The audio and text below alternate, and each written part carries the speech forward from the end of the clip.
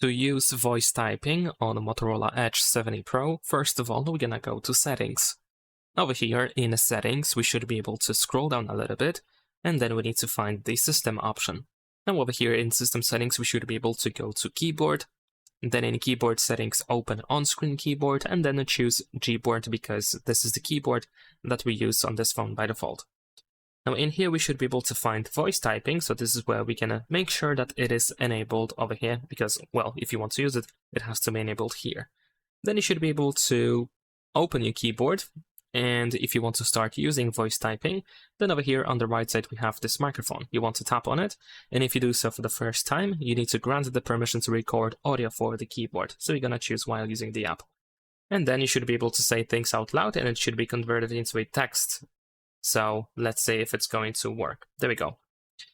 And of course, once you are done with the voice typing, you can just tap on the microphone again in order to make it stop listening. Leave a like and subscribe.